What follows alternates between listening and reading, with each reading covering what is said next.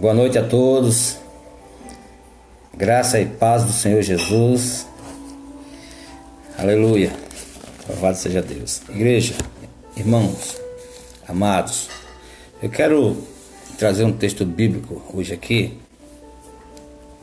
nessa live, que está no livro de Atos dos Apóstolos. Atos dos Apóstolos, no capítulo 9. Esses dias eu tenho pensado, tenho meditado muito na palavra de Deus a respeito desse texto bíblico. Atos dos Apóstolos, capítulo 9, versículo 8. Atos dos Apóstolos, capítulo 9, versículo 8. Diz assim a palavra de Deus: E Saulo levantou-se da terra e, abrindo os olhos, não via ninguém. E, guiando-o pela mão, o conduziram a Damasco. E esteve 3 dias sem ver, e não comeu nem bebeu. E havia em Damasco um certo discípulo chamado Ananias, e disse-lhe o Senhor em visão: Ananias. E ele respondeu: Eis-me aqui, Senhor. E disse-lhe o Senhor: Levanta-te e vai à rua chamada Direita, e pergunta em casa de Judas por um homem de Tarso chamado Saulo, pois eis que ele está orando. E numa visão ele viu que entrava um homem chamado Ananias e punha sobre ele a mão para que tornasse a ver. E respondeu Ananias: Senhor, de muitos ouvi acerca deste homem, quantos males tem feito aos teus santos em Jerusalém. E aqui tem poder dos principais, dos sacerdotes, para prender a todos os que invocam o teu nome. Disse-lhe, porém, o Senhor: Vai, porque este é para mim um vaso escolhido para levar o meu nome diante dos gentios e dos reis e dos filhos de Israel. E eu lhe mostrarei quanto deve padecer pelo meu nome.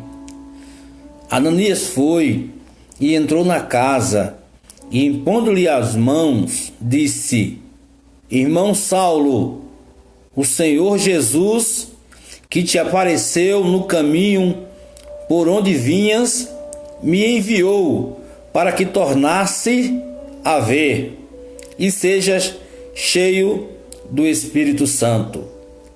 E logo lhe caíram os olhos dos olhos como que umas escamas, e recuperou a vista, e levantando-se foi batizado. Amém? Aleluia. Igreja, eu estive meditando a palavra de Deus a respeito do chamado de Cristo, né? Do chamado de Jesus, a respeito das pessoas que ele chama, que ele convida, que ele chama para ser mensageiro seu, pregador do seu evangelho. E a gente começa a meditar nesse texto bíblico. Talvez aquelas pessoas que eram amigos de Paulo, da convivência de Paulo, seus pais, seus amigos, seus irmãos, né? E até os próprios crentes, não acreditavam, nunca havia passado nas suas cabeças que um homem como Paulo ia se converter ao cristianismo, que um homem como Paulo ia ia mudar de vida e seria um homem de Deus, um dos maiores pregadores da Bíblia Sagrada, um dos maiores escritores da Palavra de Deus. A maior referência do Novo Testamento, depois de Jesus Cristo, eu acho que não é João que teve a revelação, subiu até o céu e escreveu o Apocalipse. Pedro é um homem tremendo da parte de Deus, mas Paulo, ele sozinho escreveu mais da metade do Novo Testamento. Então veja só, Paulo era perseguidor da igreja. Ele, inclusive, quando ele teve um encontro com Cristo, ele estava perseguindo a igreja do Senhor. Ele estava perseguindo os crentes. E a Bíblia conta essa história de Paulo, da conversão dele no caminho de Damasco, né? Teve um encontro com Deus. O próprio Jesus foi ao encontro dele, encontrar-se com ele. E a partir daquele momento que ele caiu do cavalo, ele ficou cego. E foi levado para a cidade de Damasco. Ele ficou 3 dias lá, cego. A Bíblia diz que ele não comeu e nem bebeu. Ficou orando. Cego, orando. Mas a Bíblia também diz que Deus tinha um discípulo lá, tinha um homem de Deus, tinha um servo do Senhor lá em Damasco, chamado Ananias. E Ananias, Deus apareceu para ele, e Deus começou a falar para ele e disse para ele: Ananias, levanta-te e vai à rua chamada direita e pergunta em casa de Judas por um homem de Tarso chamado Saulo, pois eis que ele está orando. E numa visão ele viu que entrava um homem chamado Ananias e punha sobre ele a mão para que tornasse a ver. E respondeu Ananias: Senhor, olha a resposta do homem de Deus. Senhor, de muitos ouvi acerca deste homem, quantos males ele tem feito aos teus santos em Jerusalém. E aqui tem poder dos principais, dos sacerdotes, para prender a todos os que invocam o teu nome. Aquele homem, ele não queria transmitir o recado de Deus, a bênção de Deus para o Paulo, porque o Paulo era mau, o Saulo era mau. O Saulo perseguia os cristãos. O Saulo consentia com a morte dos cristãos. O Saulo era um dos maiores perseguidores da igreja de Jesus em Jerusalém. Aí, muitas vezes, isso acontece comigo, isso acontece com os irmãos da igreja, né? Eles não querem pregar a palavra para esse tipo de gente, para esse tipo de pessoa que é má, né?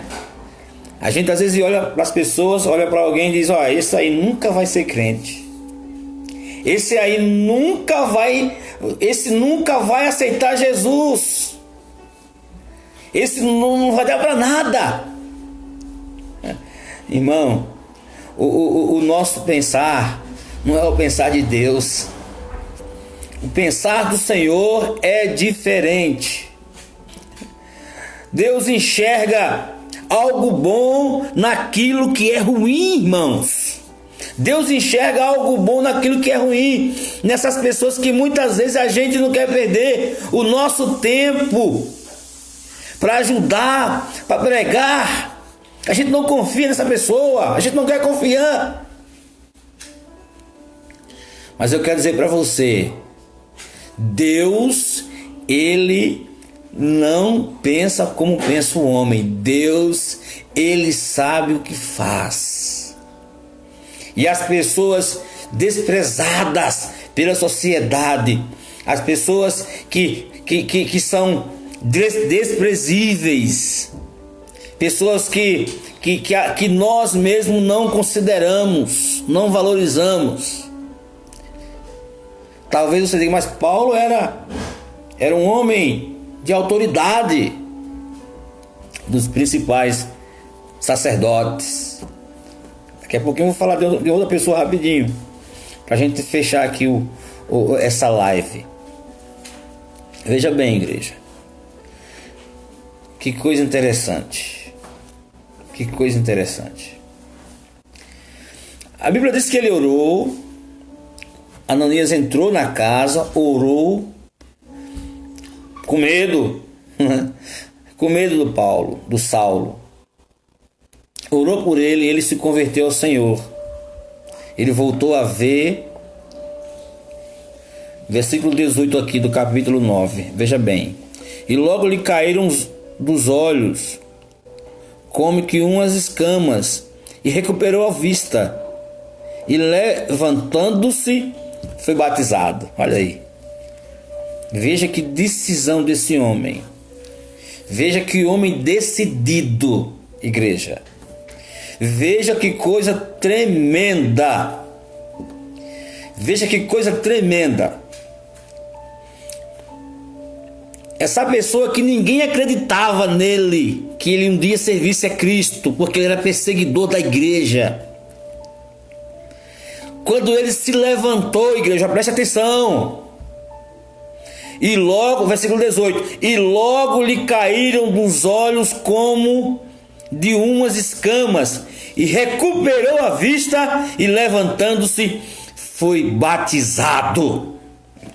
Muitas vezes nós mesmos não temos essa atitude. Muitas vezes a gente vai na igreja, a gente vê Deus falar, Deus fala com a gente e a gente fica adiando. Não, fica adiando, não é agora, é mais tarde, deixa para depois, é não sei o que, sabe? A gente fica. Esse homem aqui, irmão, que ninguém valorizava ele, que ninguém dava nada por ele, quando ele voltou a enxergar, quando ele recebeu de novo a sua bênção de enxergar, logo ele foi batizado. E isso é que falta para muitos cristãos, para muitos crentes. É decisão, tomar a decisão correta. Ele não esperou Deus falar com ele muitas vezes. A primeira vez que Deus falou com ele, e veja que ele estava perseguindo a igreja de Deus. Quando Deus falou com ele, ele disse: eis-me aqui, Senhor. Aleluia. Louvado seja Deus. Tem mais. Versículo 19. E tendo comido, ficou confortado. E esteve Saulo alguns dias com os discípulos que estavam em Damasco. Paulo começou a andar com os discípulos. Já começou a se misturar. Versículo 20. E logo nas sinagogas pregava a Jesus que este era o Filho de Deus. Olha aí, irmão. Já começou a pregar na sinagoga. Veja bem. E logo na sinagoga pregava Jesus que este era o Filho de Deus. Vai vendo? 21. Todos os que ouviam estavam atônitos. Todos que estavam ouvindo Paulo pregando estavam atônitos. Por que estavam atônitos? Porque estavam maravilhados. Estavam assombrados. Estavam admirados. Por que eles estavam admirados?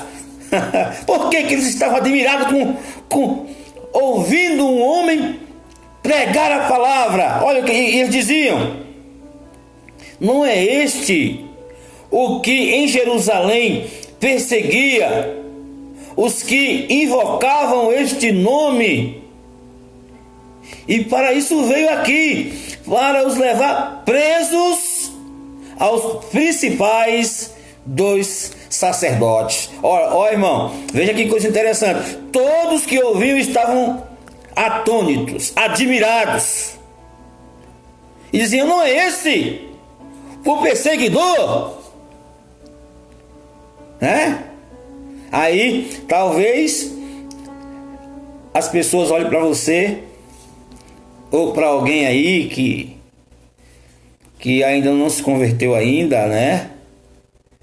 Que está caminhando para a igreja, começou agora a encontrar o caminho da igreja de Jesus. Aí as pessoas dizem: olha, não é a fulana, né? Não é a cicrana, né? Olha, tá na igreja agora. Tá na igreja agora. E começa a criticar, né? Começa a criticar, começa a falar mal.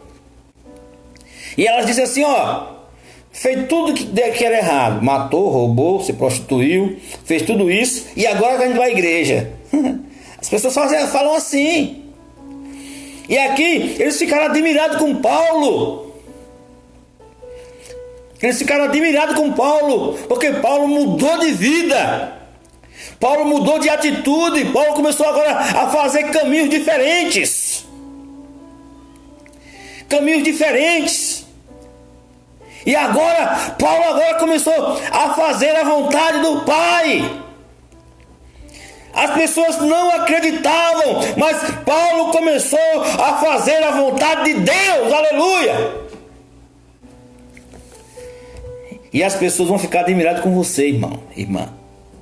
Não se preocupe com o que eles vão falar. Não se preocupe com o que eles vão dizer. Não se preocupe com os apontamentos, com os julgamentos. Vai acontecer, claro que vai acontecer. Sempre vai haver isso. Mas se Deus chamou você, toma a decisão, batiza como Paulo batizou e começa a fazer a vontade de Deus. E tem mais, olha aqui, versículo 22. Saulo, porém, se esforçava muito. Se esforçava muito. Se esforçava muito, olha que interessante. Muito mais. Saulo, porém, se esforçava muito mais. Se esforçava muito mais. E confundia os judeus que habitavam em Damasco. E ele provando que aquele era o Cristo. Aleluia. Louvado seja Deus, irmão. Irmã. Paulo se esforçava. Quanto mais as pessoas apontavam a vida de Paulo, quanto mais as pessoas apontavam a vida de Paulo, mais ele se esforçava no Senhor. Que exemplo tremendo para mim e para você, meu irmão, minha irmã. Que exemplo poderoso. Que exemplo poderoso para mim e para você. Agora eu vou abrir aqui João capítulo 4, né? João capítulo 4, a gente também fala de uma história de uma pessoa que era desprezada. Que era desprezada. A mulher samaritana, todo mundo conhece, né? Mas eu estive meditando nesse texto bíblico aqui dessa mulher samaritana. E ela teve um encontro com Jesus. Ou melhor, Jesus teve um encontro com ela, né? Jesus a encontrou no poço de Jacó, em Samaria, no caminho de Sicar, que Jesus ia fazer uma obra numa cidade chamada Sicar. E para ir para Sicar, passava em Samaria, na cidade samaritana, que os crentes eram de mal. Que os crentes eram de mal.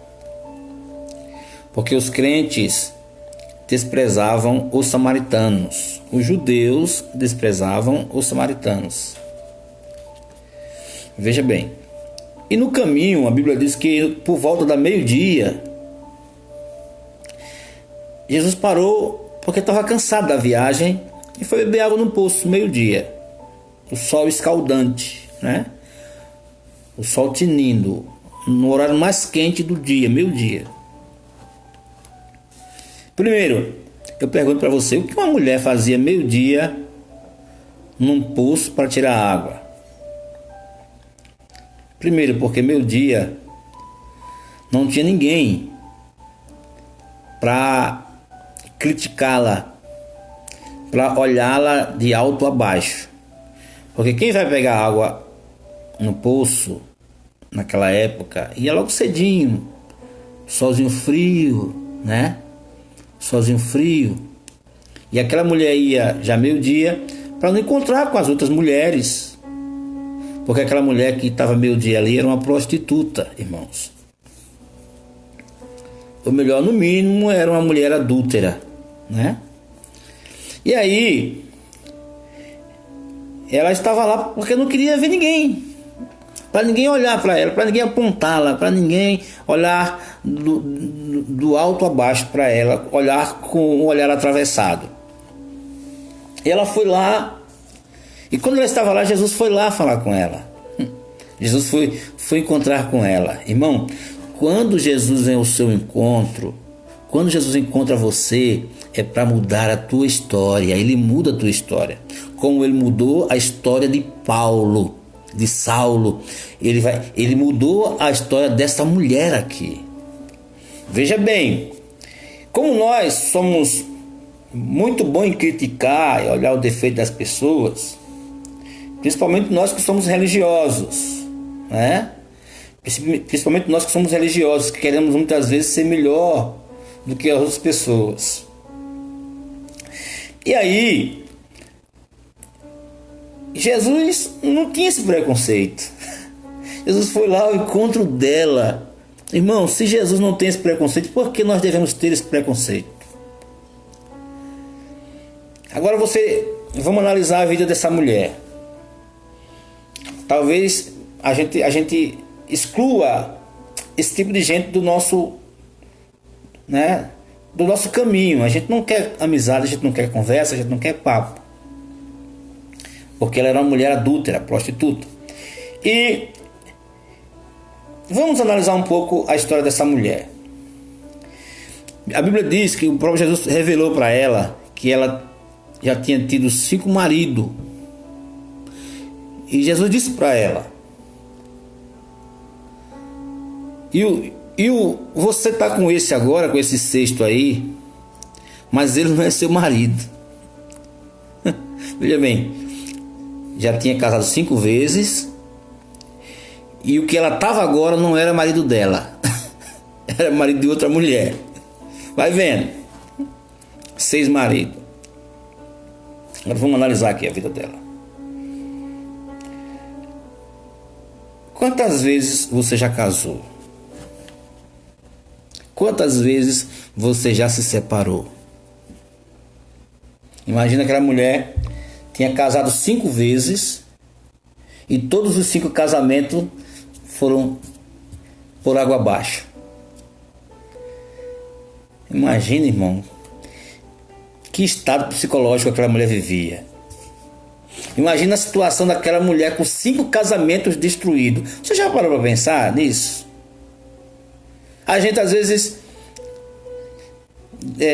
tá em casa, aí às vezes a gente discute com a mulher em casa, né, uma besteirinha, uma discussãozinha besta. A gente já sai trabalhar, já sai emburrado, né, já não sai bem. Quando a gente não tá bem em casa, as coisas parecem que não dão certo, muito certo em casa, não fica muito bem, né, fora de casa com a gente não tá bem. Então a gente tem que estar bem em casa para estar bem fora de casa. No trabalho, na escola, né? E aí, irmão, veja que situação. Aquela mulher tinha casado 5 vezes. 5 separação. Aquela mulher passou por 5 separação. Estava vivendo com um homem que não era dela. Imagina o estado de espírito daquela mulher, meu irmão, minha irmã. E a sociedade desce a lenha, mete o pau, vai para cima, para acabar de matar, para regaçar pedras, jogar pedras nessa pessoa. Mas veja o pensamento de Jesus. Jesus, sabendo que essa mulher tinha sido casada 5 vezes, irmão, essa mulher não vivia bem, ela não vivia feliz. Mas o único que olhou para dentro do coração dela foi Jesus, irmão. Foi Jesus. E uma coisa interessante que eu vi aqui nesse texto bíblico aqui, acho que é 4:25. 4:25. 4:25. Me chamou muita atenção essa palavra aqui. Quando Jesus começou a revelar a vida dela, ela percebeu que Jesus era um profeta. Ela percebeu que Jesus não era diferente dos religiosos da época, dos judeus da época. E ela disse a Jesus assim, no versículo 25: a mulher disse-lhe: eu sei que o Messias, que se chama o Cristo, vem. E quando ele vier, nos anunciará tudo. Eu estava lendo na minha Bíblia NVI, esse anunciará tudo, ela diz assim: ensinará tudo. Ensinará tudo. Jesus, ela dizia, ó, eu sei que quando o Messias vier, ele nos ensinará tudo. Que coisa maravilhosa. Nos ensinará tudo. Veja bem, veja que tem mais coisa interessante aqui, irmão. Aí Jesus, versículo 26, disse para ela: eu sou o que falo contigo. Jesus está se revelando para uma prostituta. Ah, irmão, quantos anos você é de crente, né? E Jesus nunca se revelou para você. Olha que interessante, irmão. Muita gente tem 30 anos na igreja. Jesus nunca se revelou para essa pessoa. Quando ela disse, eu sei que o Messias vai vir. Eu sei que o Cristo vai vir. E quando ele vier, ele vai nos ensinar tudo. Aí Jesus disse no 26, Jesus disse-lhe: eu o sou. Eu que falo contigo, eu sou o Messias. Eu que falo contigo, eu sou o Messias. Eu me revelo para você hoje. Jesus não se revelou para Pôncio Pilatos. Você é o rei de judeu? Aí ele dizia: tu o dizes, né? Tu o dizes. E aqui Jesus se revela para uma prostituta, meu irmão, minha irmã. E para a gente já ir para o final dessa live, essa mulher aqui, ela ganhou a cidade inteira de Samaria para Jesus. Naquele momento, Deus, naquele mesmo dia, naquela mesma hora, Jesus pegou aquela mulher e transformou-a numa das maiores missionárias daquela cidade. Naquele momento, Deus transformou aquela mulher, aquela prostituta, numa das maiores pregadoras missionárias da Bíblia Sagrada. Tá aqui. Ninguém nem sabe o nome dela. Ninguém nunca soube o nome dela. Pelo menos na Bíblia não tem, né? A não ser que tenha paralelamente aí, pode ter, né? E ela ganhou a cidade inteira naquele mesmo momento.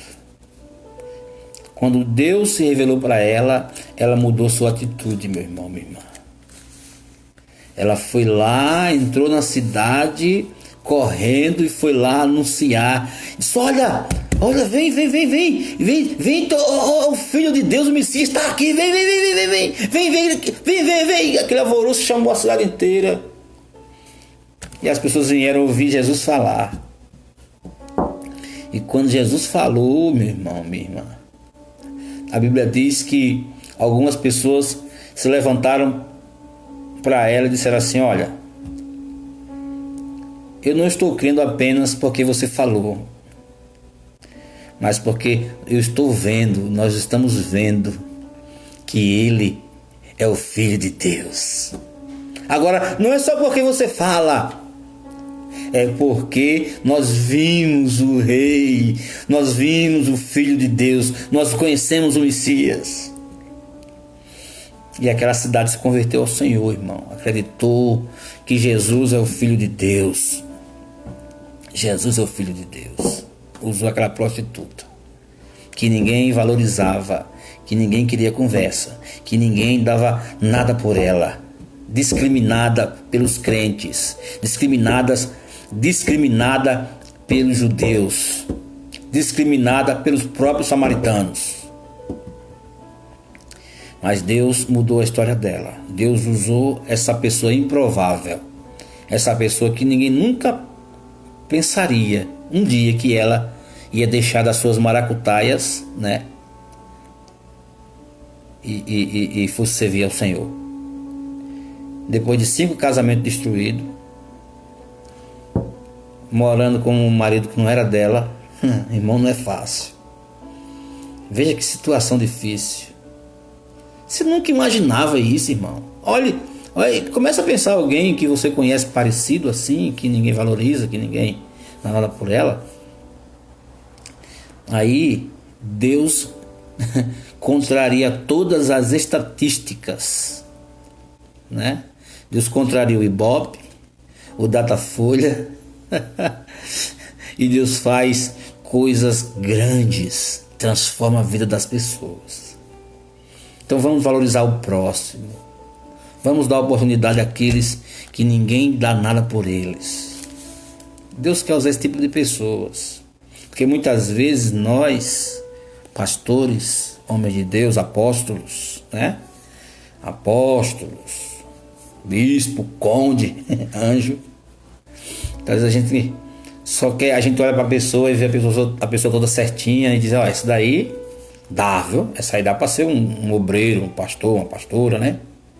A gente acha, irmão, não é assim. Deus pegou aqui a prostituta, a samaritana, que nem nome tinha, samaritana. A samaritana, acho que foi de propósito, hein? Que Deus colocou samaritana de propósito, eu acho. Foi de propósito o nome samaritana, porque os judeus não valorizavam, os crentes não valorizavam, e porque não falavam com os samaritanos, eram mal, eram inimigo.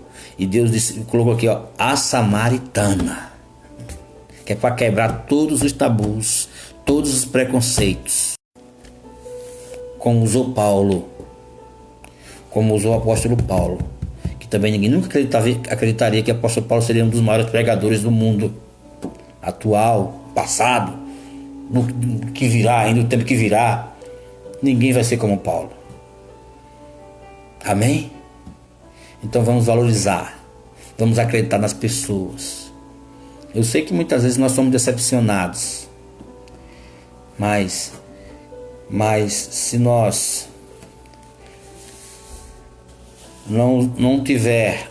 se a gente não tiver acepção de pessoas, não tratar pessoas pelas caras, pelo salário que ganha, pelo status social, Deus vai trazer muitas prostitutas para pregar o seu evangelho, muito perseguidor para pregar o evangelho, muitos daqueles que ninguém dá nada por eles, Deus conta com eles para fazer revoluções. Amém, igreja do Senhor? Amém, irmão? Amém, minha irmã? Deus abençoe a sua vida, sua casa, sua família. Nós vamos fazer uma oração, né? Nesse momento de dificuldade que nós estamos passando no nosso país. E não está sendo fácil, meu irmão, minha irmã. Não vai ser fácil. Esse ano vai ser um ano muito difícil para nós. Mas vamos orar para Deus perdoar os nossos pecados, o pecado do Brasil, né? Vamos orar, porque a Bíblia diz que a oração de um justo pode muito seus efeitos.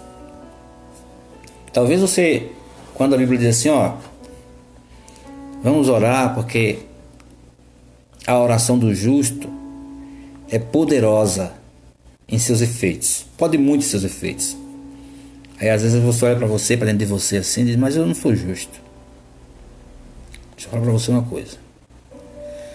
Não precisou aquela mulher se batizar.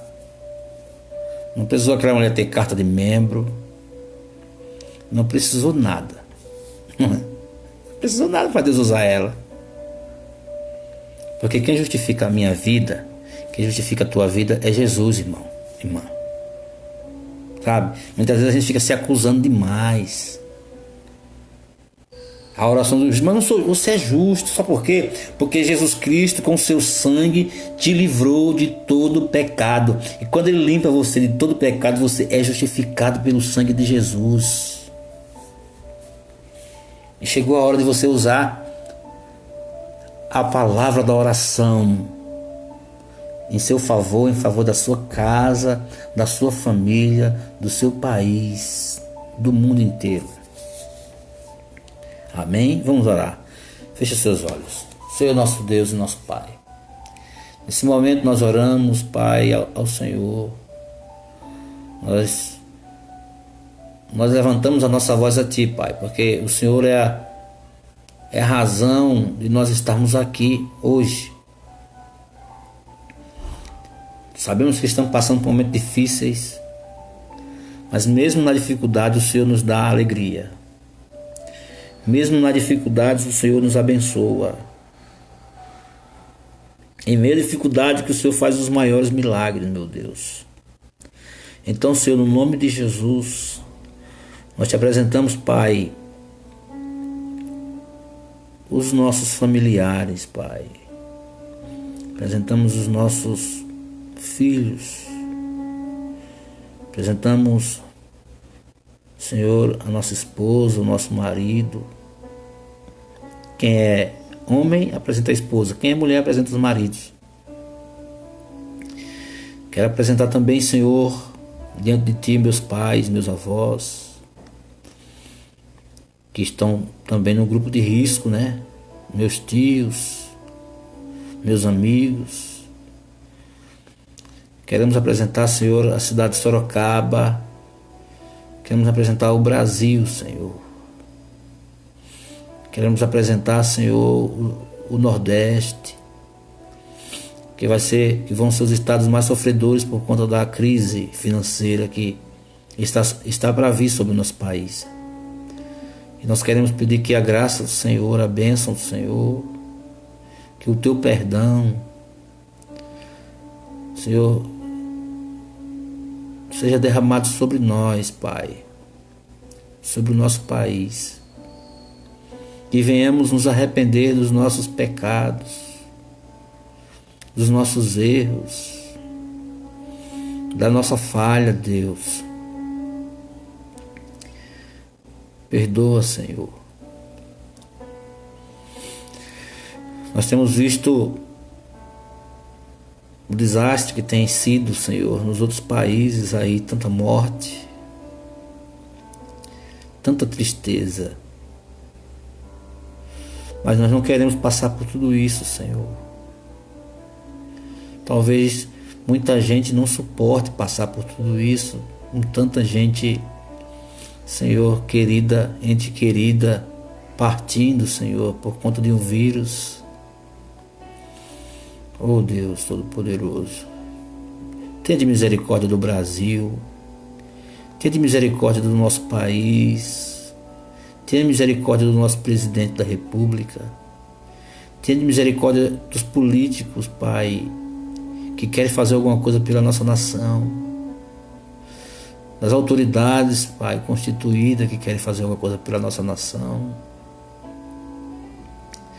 Oh Deus, em nome de Jesus. Tenha misericórdia, Senhor, dos comerciantes que estão fechados, não podem abrir o seu estabelecimento, Senhor. E com isso não conseguir pagar os funcionários. Oh Deus, é tanta gente, é tanto empresário que não está podendo hoje, Senhor, exercer sua função. Senhor, abrevia, Senhor, o tempo para que essa doença passe logo, para que esse vírus passe logo aqui, meu Deus. Para não fazer um estrago tão grande como tem feito em outros países. É isso que nós te pedimos, Senhor, pela tua misericórdia. Nós nos arrependemos, Pai, e pedimos que o Senhor, com a tua mão potente, com o teu amor, Senhor, derrame da tua graça, porque eu sei que o Senhor pode. Nós sabemos que o Senhor pode, é por isso que nós estamos orando, Deus. Abençoa, Senhor, a nossa igreja, cada membro, Pai, cada membro da nossa igreja, junto com seus familiares. Que o Senhor dê livramento, que o Senhor poupe a vida deles também, da família deles. Que o Senhor cuide de cada um deles, meu Deus.